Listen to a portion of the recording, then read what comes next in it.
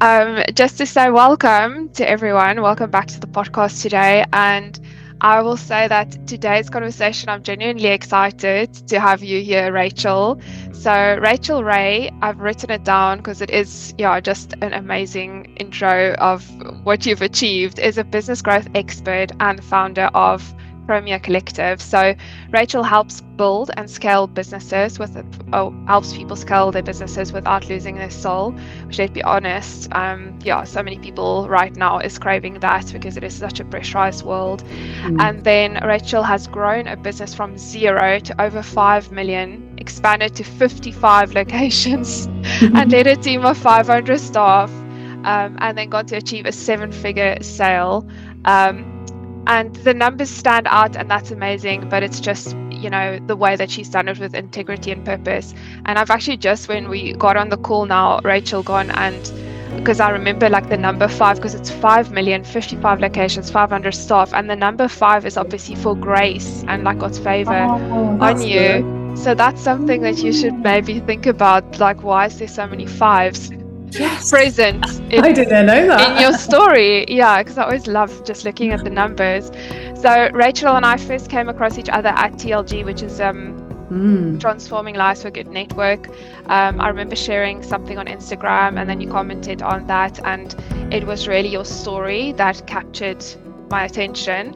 And then from there onwards, I think there was a couple of other sessions. I know that you are a speaker at loads of different events and online sessions, so I've joined some of those. Honestly, just blown away always by your story. So I'm really excited today for people to hear your story, and just within this, I suppose, the economic climate that we have right now, I think people really need to hear the voices of people like you, Rachel, that growth is possible, there is hope, and you just don't have to sacrifice your soul to get to the top, especially when God is involved in it. So I'm really excited just to dig deeper, have your story on my podcast too, for my audience to hear just where everything started, and anyway, like, just if you want to go all the way back just to where your faith started, and then obviously getting into that amazing story about your business and how everything just transformed, and for God to have just elevated and lifted you to where you are today, and all the amazing things that you're doing. So it's a loaded question. I know we always have a couple of planned questions, but generally we get to question 1 and then he leads. He takes over, and then we see what happens. So just very informal and conversational, and let's see what happens. Oh, well, thank you, Elmarie, for inviting me on to the podcast that you're doing to empower people in business. It's so, I really appreciate it, because yes, we do need support and motivation and encouragement, don't we? Particularly in a challenging economic time. And when I tell you a bit more about my business, I founded it in the last time when there was a big economic recession, and it was like gloom and doom in 2008 to sort of 2009. And just to encourage everybody that actually you can seem to be starting a business at the wrong time. But like you said, if God's grace and strength and help is with you, there is no wrong time. Anyway, but getting back to my story, I think you want me to say about when I first found God for myself and became a Christian. So I was brought up, my family weren't Christians. There was, I probably would say they were atheists. They weren't, they didn't have any faith. No. But for some reason, I don't really know why, I would always, like, when I was little, look at the sky and think, well, why are we here? What's it all about? What's our purpose? And I did go to a Church of England school when I was a little girl in primary school. And I just always remember wanting to hear about Jesus and wanting to know. I remember coming home. I know I was about 4 because we were in our birth home, and we moved when I was 5. So I was about 4, and I think I said to my mum, why did Jesus die at Easter? He was a good man and he loved us. And my mum, who was an atheist, was like, anyway, moving on. Do you want to it was like it's an Easter time thing. So like Easter bunny. Yeah, so whereas why is this child talking about this? But it just touched my heart, and there was something there to say, I felt that there must be a designer, there must be someone that loves us, and to just feel that, because how could the world be so amazing? How could, I don't know, it was just a childlike sense. Anyway, when I was about 12 or 13, and I was in secondary school, you know, I toughened up a bit, and I was thinking like, oh, it's cool. And I didn't need God because I didn't really know what it was to be a Christian.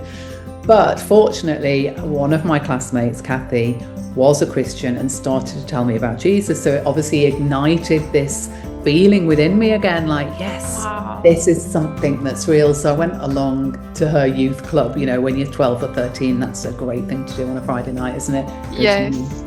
And they would tell you at the end a bit about like, oh, you know, God wants to come into your heart and give you peace, make you right with him, like let you connect with him. And I'm like, I want that. Yes.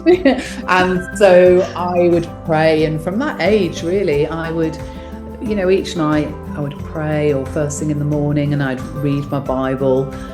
And it was like, as I read my Bible, I'd feel like God was speaking to me. You know, I could feel in my heart, obviously, so much more than just a book. There's something, it's like reading a book, but with the author right there with you. And each morning, you know, from when I was a teenager, I'd be like, right, I'm going to set my alarm a bit earlier and get up and read my Bible with my cup of tea. I always like a cup of tea. Here's one on this podcast. First thing in the morning, have my cup of tea, read my Bible, write in my journal, think about, you know, and pray.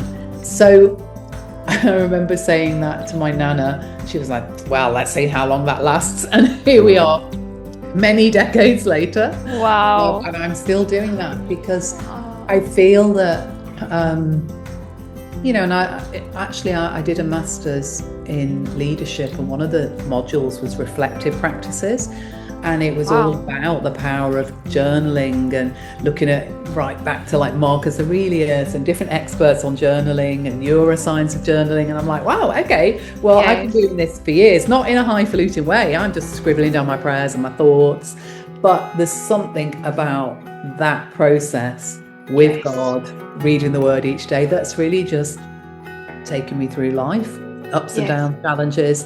That is how we walk with God, isn't it? Or one way we do.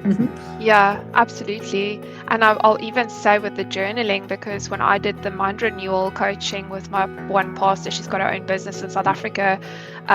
She also had it's like 3 different methods of journaling that helps with rewiring your brain, but then also how that really links in with vision. So I suppose for anyone listening from a business perspective, you can also take on board those types of tools and techniques, because, you know, if you make your vision plain, like it says in the Bible, and you journal and write down exactly what it is that you're seeing your future be, and, you know, have the numbers, write down the number that you want to earn, you know, write down the house you want to buy. You know, you don't have to feel like I have a poverty or lack mindset and feel that, oh, I can never ask God for these things, the house and the car, and like he wants you to prosper, he wants you to do well. So, you know, doing the journaling is something that I have really adopted as well. And whenever I sit and read my Bible, I will be journaling along with that, writing down the prayers, because even by writing down your prayers, it's also making your vision plain. So, you know, if you go 6 months, 12 months down the line and whatever is coming to fruition, you can show people, but look, I did pray for this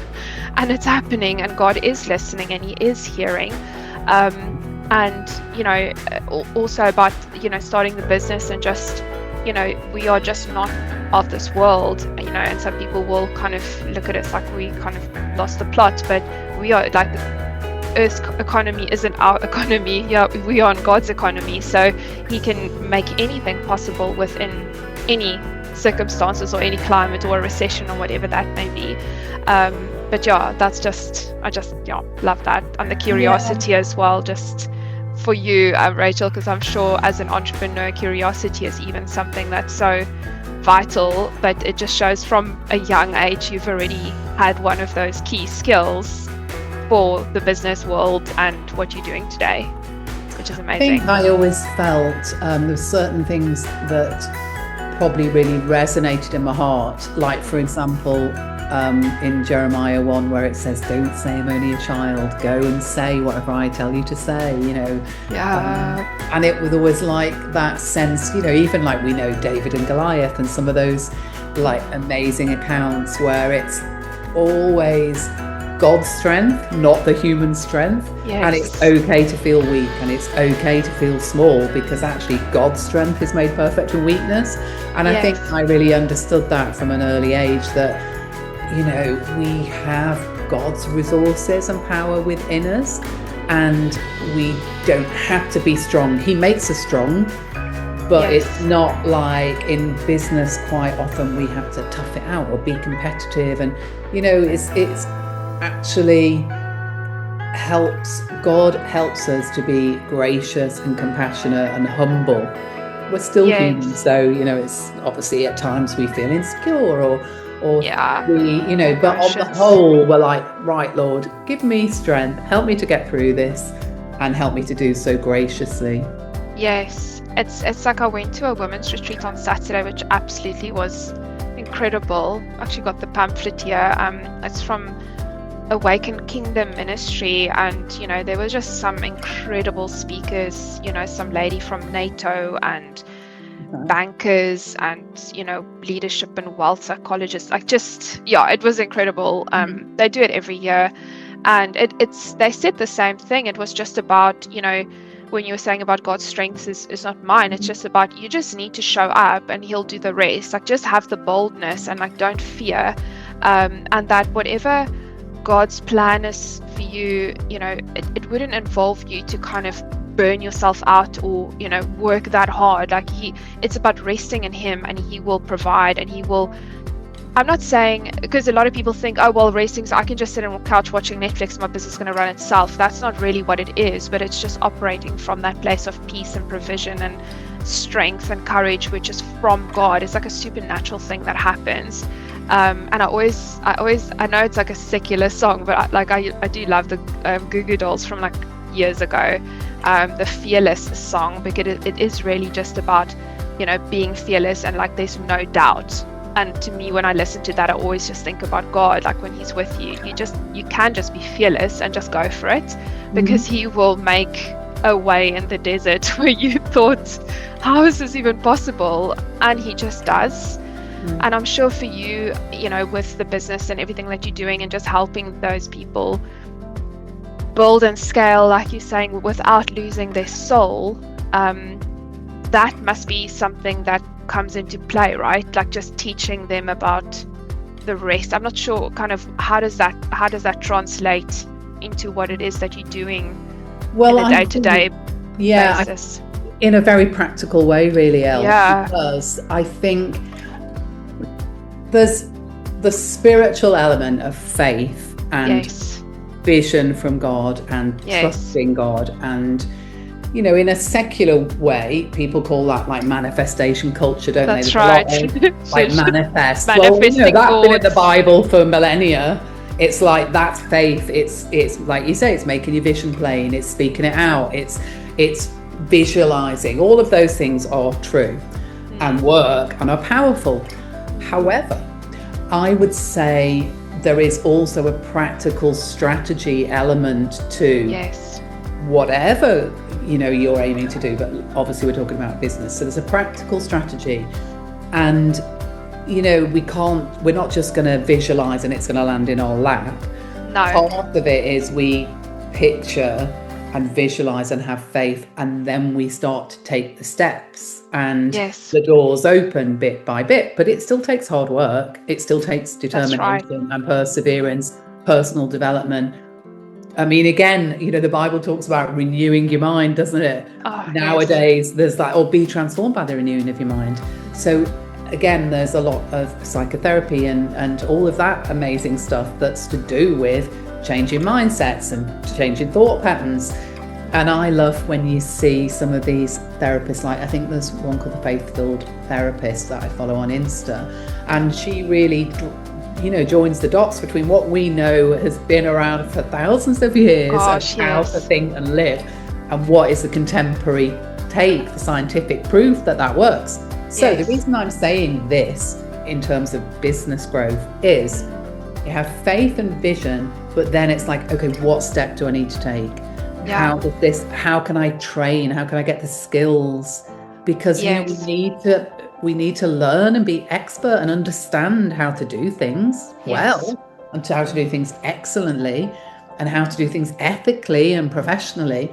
So I feel that this is where faith and practicality and science and academia all come together to do things well.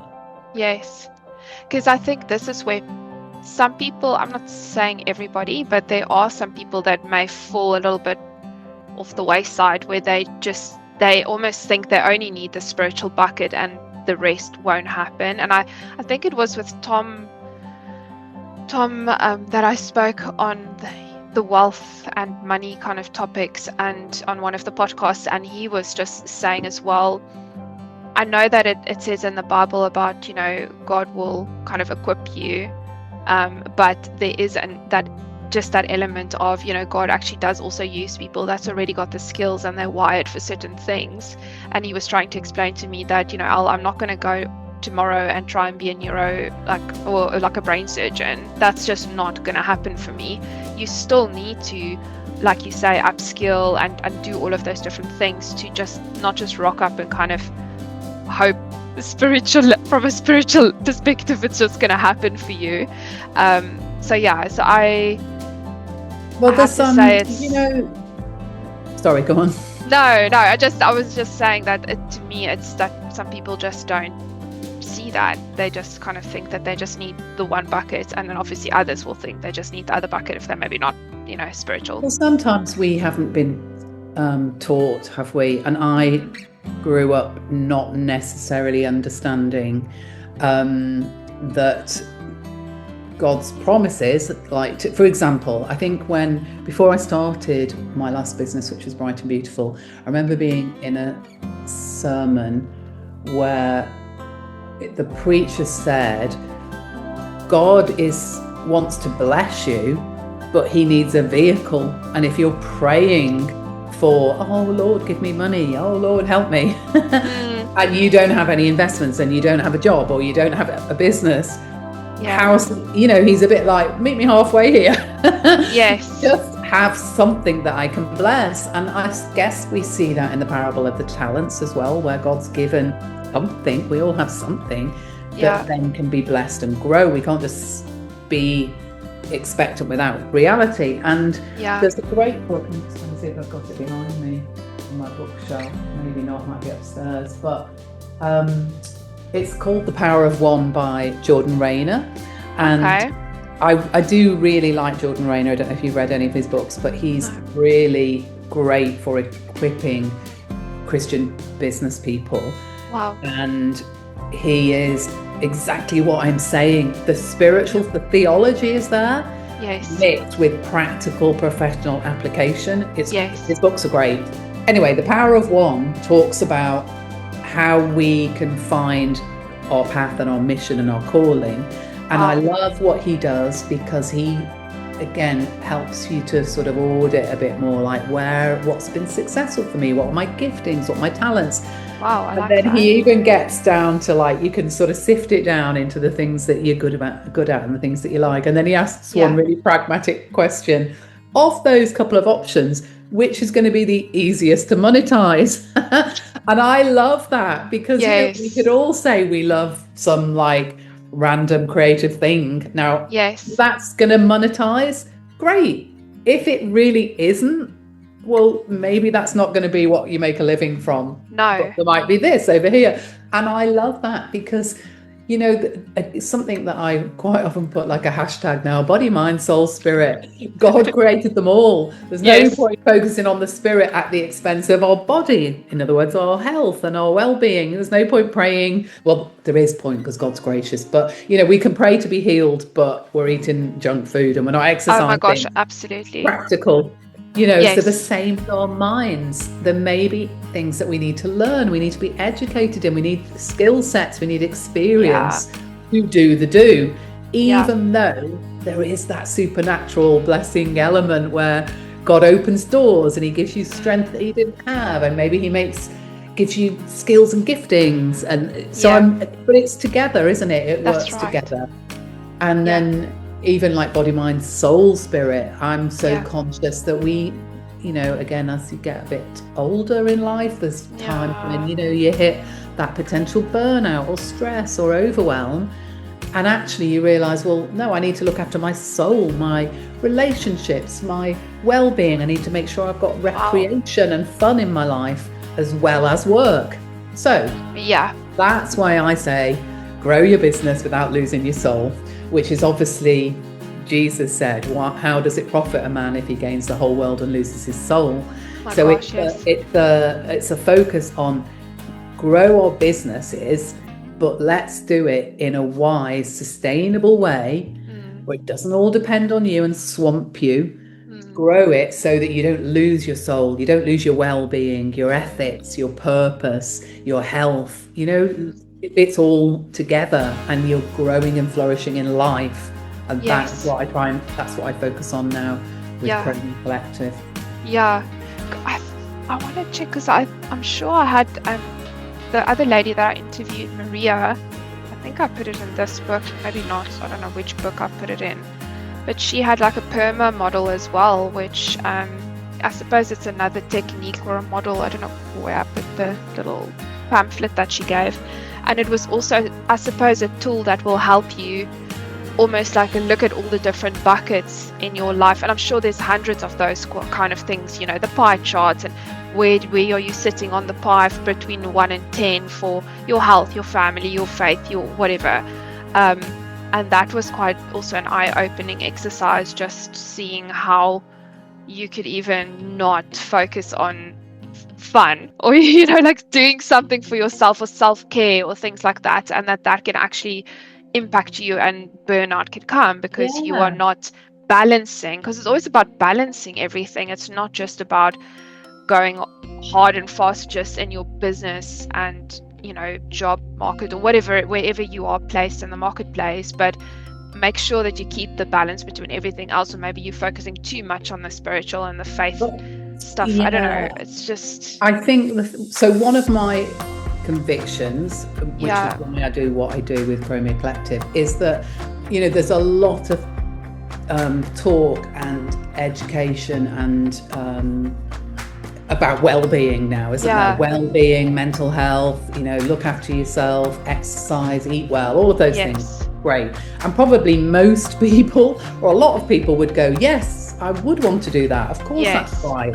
However, we don't have time and we don't have money, because actually it's time consuming to be exercising, time consuming to go and shop and cook whole food.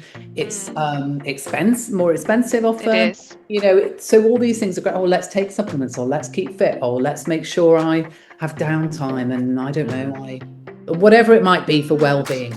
So the way I look at it is I help entrepreneurs to grow their business in a sustainable way, to enable them to have time and money to look after themselves. Because it's really easy to say to somebody, I don't know, maybe a single mum who's run ragged, earning money, I'll work less and look after your well-being.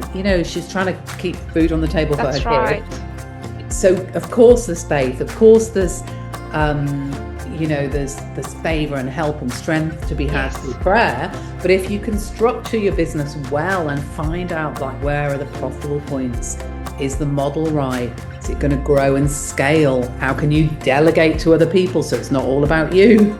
How can you make everything streamlined so that it can grow sustainably? That is actually a practical answer that means, whoever that entrepreneur is, single mom or whoever, can start to grow something that doesn't drain them, enables them and equips them for their life. And so, Rachel, just coming back to your businesses and like the business that you sold and the story behind that, because I know you spoke a bit about that at TLG. Do you want to tell us that inspirational story, just what happened, and then kind of from the lows to the highs, and then getting to where you are today and doing this incredible work, helping other businesses? So when I turned 40, I remember thinking, great, has my life come to this? It was like my 40th birthday, and we were in £60,000 of debt. Gosh. And all I had was like a little cleaning business in my dusty garage. Yeah. I was like, yay, what a success in life. I was really, it's like a midlife crisis moment, like really some people upsetting. Would label it or something. And we were literally, our girls were little, and we were like, can we keep a roof over our heads? How are we going to pay this debt? And, you've heard me say it was a real weight, like for anyone who's in debt. Yeah. It's such a pressure, and there's such a shame and an anxiety to do with it. Yeah. And it feels insurmountable. And that's how I felt at that moment. And we'd got to that point because, originally I trained as an accountant and a business consultant, and then we'd worked for different sort of situations, charity, church, whatever, on low pay or no pay, used our savings, set up a business, probably just made foolish mistakes in terms of we had cash flow crisis, and just various different things happened where that business folded, which was like a property maintenance business. So that's why we were in that point. But there was this one little glimmer of hope and opportunity, which was I started as an offshoot of that business, a housekeeping, domestic cleaning business. Again, I wasn't exactly going, wow, that is my aspiration in life, to set up a cleaning business.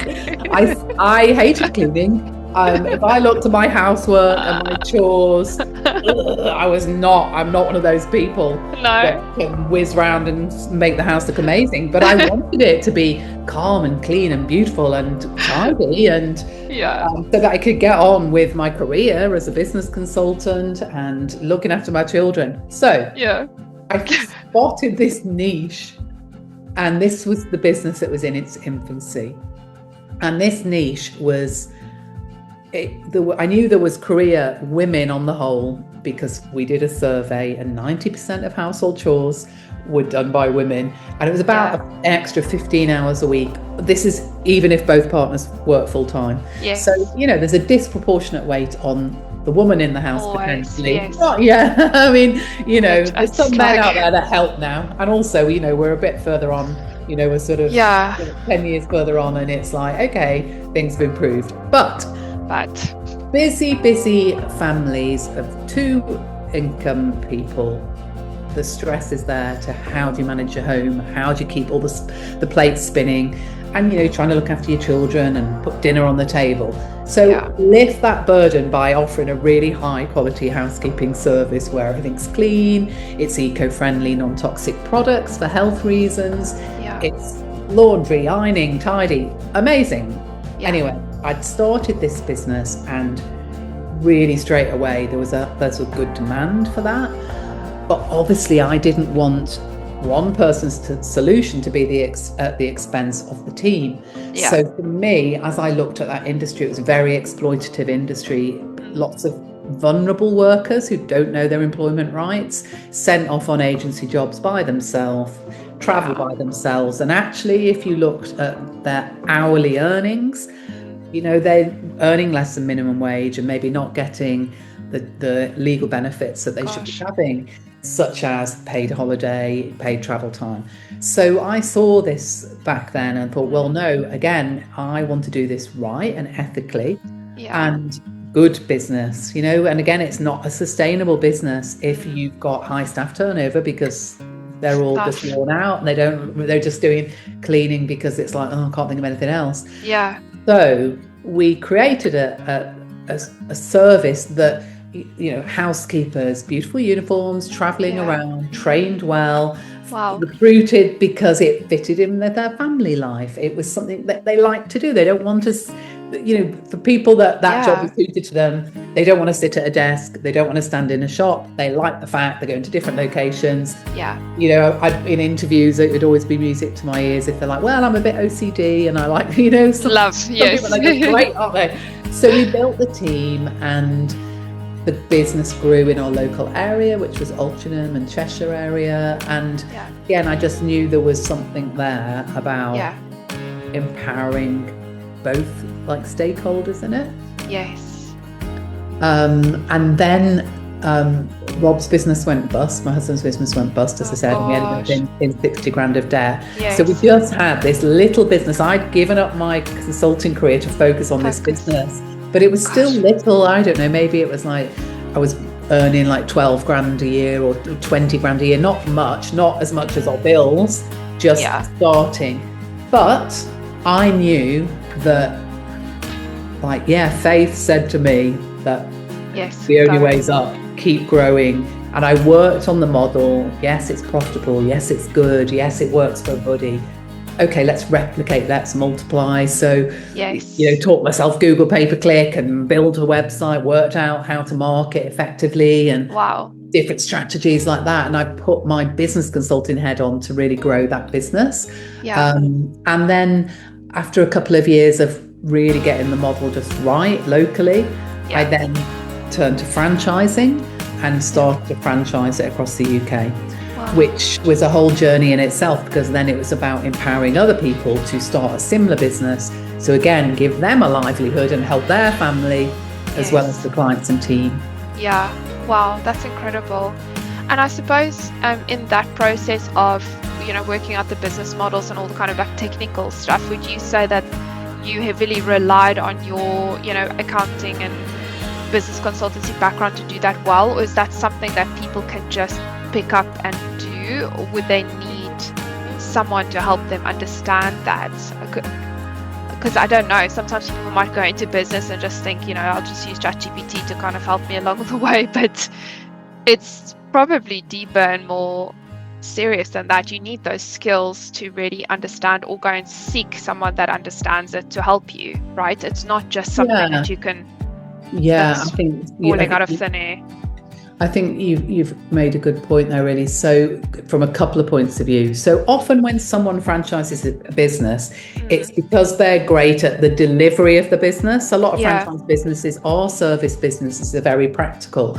So sometimes people have founded something that maybe they teach classes, maybe they repair things, maybe it's, I don't know, gardens, cleaning, whatever. It's something quite practical.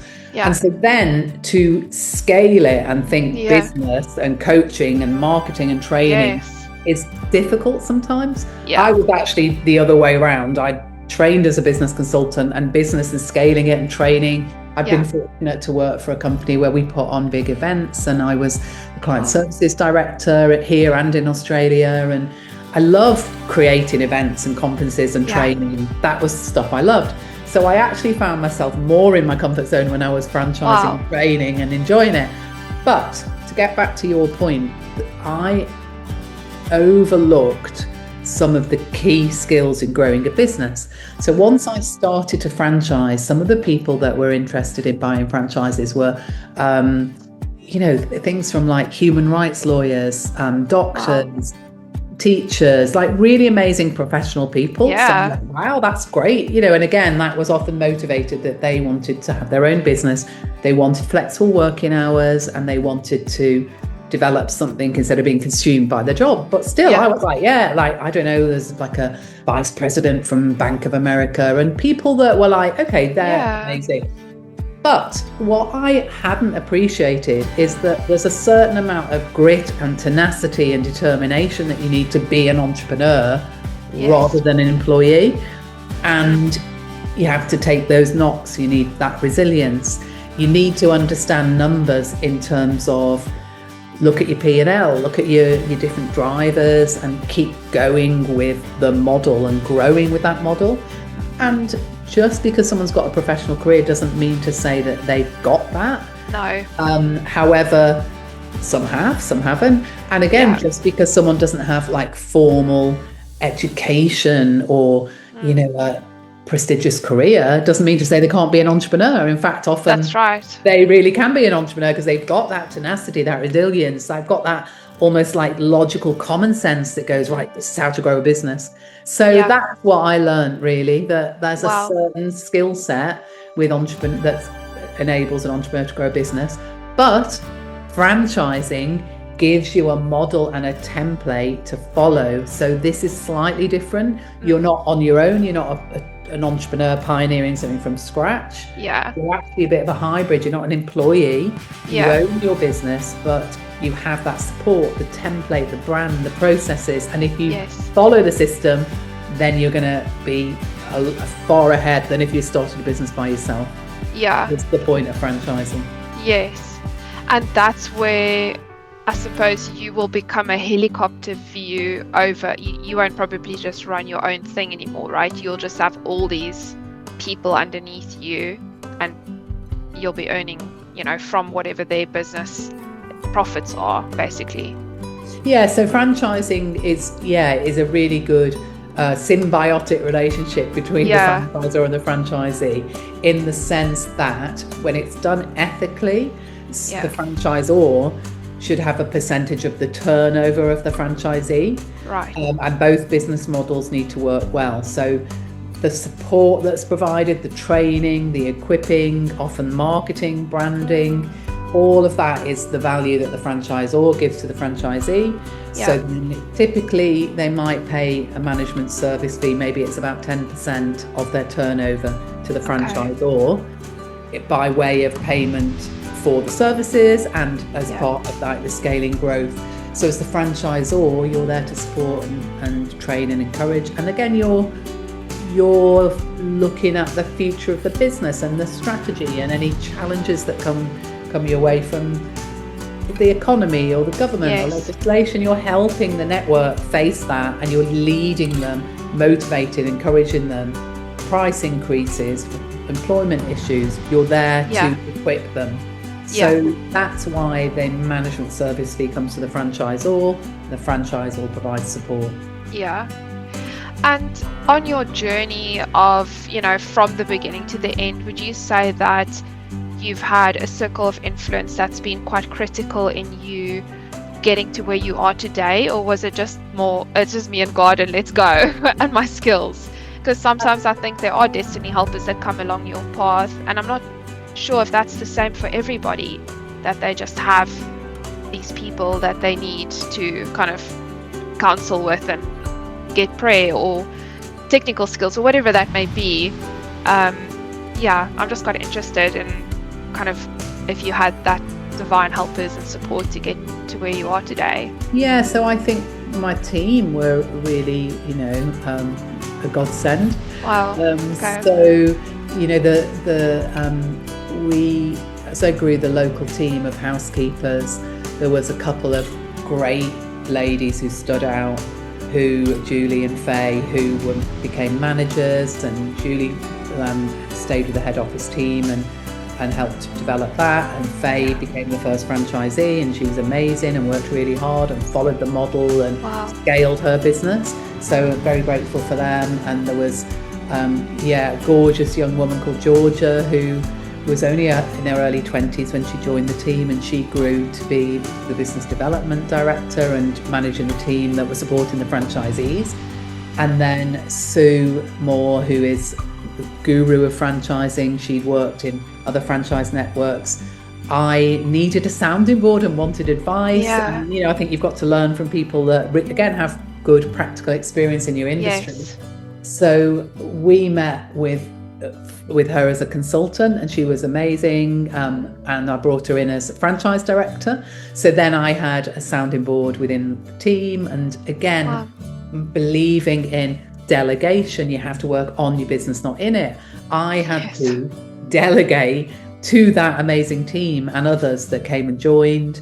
A lady called Jo, who became the in charge of franchise recruitment, and she's now the brand manager for Bright and Beautiful since working for Neighbourly Group that bought it. So I would say those were the circle of people that if you don't invest in great people as your team, you can't do it all alone. You're going to be worn out. You're going to literally burn out and not provide a great service. So you have to, within your model, budget and plan to delegate and structure it so it doesn't all depend on you. Yes. And ultimately, that's how I was able to grow and build an asset that someone else could buy, because I could hand it over, they pay me, and they can run it. I was dispensable. I had to make myself dispensable. Yes. If you want to grow an asset, you have to become dispensable. Yes. And starting when you started off that journey and going through all the stages, did you ever experience any of the, the imposter syndrome or like the enemy lies and, comparison with others? Or were you just really very driven, focused? I'm not looking left or right. I know what I need to do. I know the situation that I'm in and I'm going to get out of this. Because obviously some people deal with all of those kind of more the emotions and ups and downs of the entrepreneurial journey, like, oh gosh, I don't know what I'm doing, like I don't know why did I do this, I'm not good enough, this, that, and it's the enemy will come and attack and lie, right? And you just have to reject it, but it's not always that easy. Yeah, I think growing a business is one of the biggest personal development journeys, isn't it? Yeah.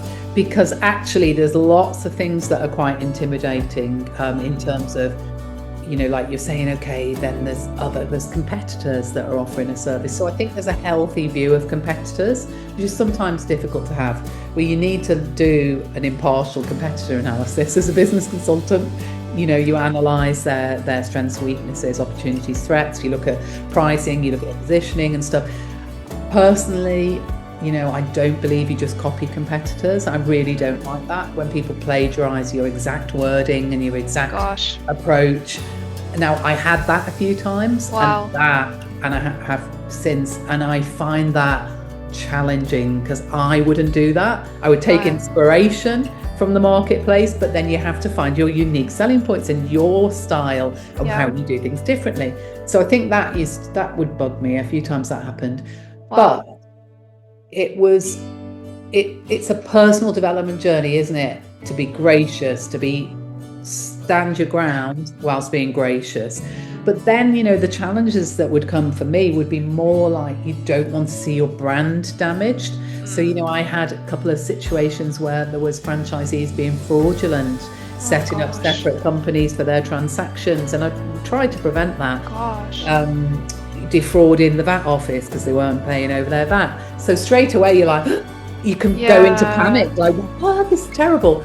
But again, you just have to go, okay, right, pray, Lord God, help me. Fight my battle. Help me to be wise, help me to stand strong. And again, you need good legal advice. You need to follow a process, don't you? Yeah. So you learn by each of the challenges to go, okay, how do I handle this? And obviously that's when you're asking for God for peace and for wisdom and for strength. That's what I would always do. Yes. So I think that's one of the main challenges in business, isn't it? Yeah. You're constantly out of your comfort zone. You're constantly stretched.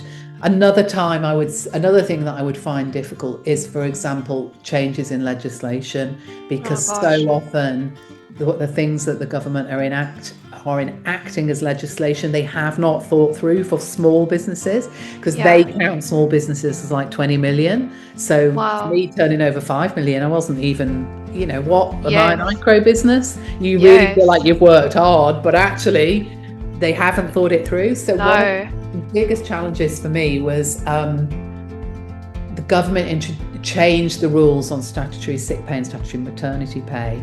And suddenly, for us, if we were paying our team of housekeepers and one was off sick, you would have to pay the person that's off sick, because prior to that you could claim it back.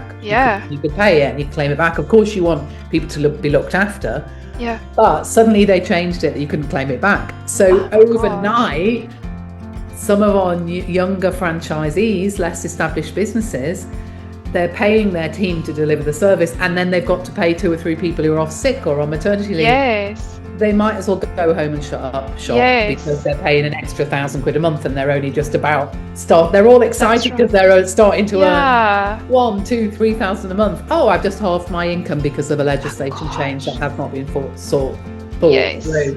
So that's the sort of thing that is really difficult as the leader. Okay, you feel angry. This is unfair. This has not been thought through. Why isn't the government supporting small business? I went to see my MP and she actually said, oh yes, I've heard this from a few places.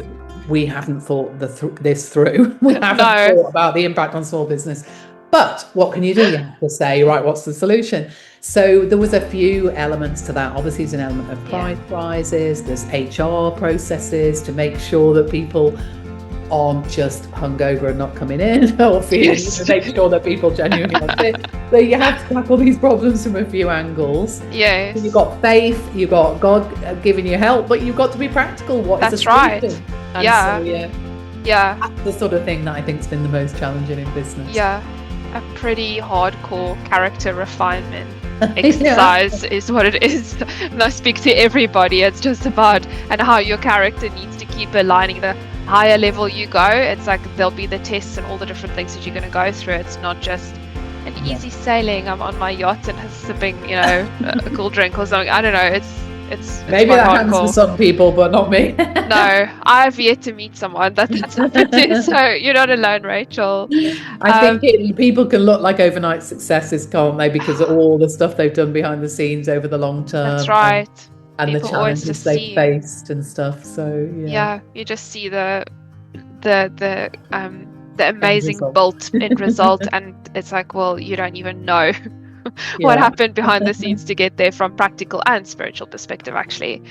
So Rachel, we did get to the end of our slot now, but if people wanted to reach you and kind of make use of your services and find out more, which are the platforms and the ways that they can connect with you to support your business, or just use your services. So I do love Instagram. It's at Chromia Collective. So that's CHROMIA Collective. The website's the same, chromiacollective.com. On LinkedIn, I'm Rachel Ray UK. And people can get in touch through any of those means. Amazing. And Chromia Collective, I run, apart from one-on-one mentoring and non-exec roles, which I do in businesses, I run, Collective is a strategic workshop that I run monthly, and it's part of a Catalyst program, which is about business growth and supporting a group of entrepreneurs to grow through in-person events, some online implementation and quarterly events and quarterly masterminds. So that is so that I can mentor a group of people and help them grow. So I've got a few things like that going on. Also, Flourish Franchising is a program that I do for franchisors. So myself and amazing franchise consultant Julie Waits, she's got 30 years experience of franchising. We put this program on to help franchisors grow in the way that I've described today, in terms of like training and culture and equipping and identifying the right franchisees and making sure things are profitable. So those are just a few ways I help businesses. No, that's incredible. It's just inspirational. It's just seeing a woman in business and faith driven and just done so much and just helping people really all over the place to do well. So I'm so thankful for your time, Rachel, and I will definitely be in touch with you just with the recording and everything else to let you know when I'm going to post it. But thanks for your time and all the best. I know you'll just keep going higher and higher and higher with God, for sure. You're inspirational by with what you're doing with the podcast to equip people and motivate other people. So thank you for inviting me on it. It's a pleasure. Thank you so much. Have a lovely evening, and we'll speak soon. Thank you. Bye.